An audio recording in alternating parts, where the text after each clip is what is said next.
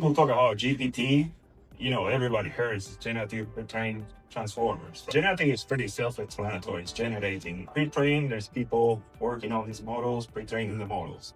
The real revolution there is transformers. So transformers came out from a Google paper. All you need is attention.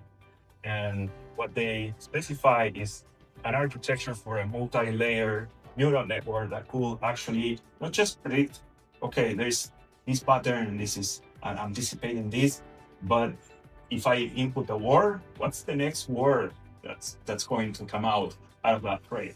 In the prediction machine, instead of predicting, okay, there's a certain pattern that's going to occur, it will say the next word in this sequence is going to be this one.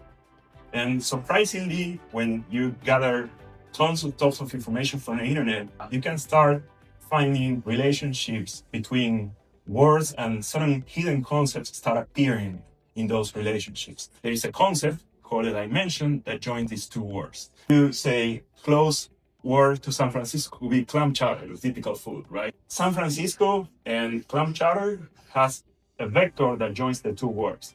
And that's called a dimension. What is that dimension? Well, those dimensions are put together by these models when they are trained. People don't create these dimensions. These models discover themselves ways to relate these words. So you could say for San Francisco and clam chowder, it will be local foods. One of the first models that ET trained was Amazon data for reviews.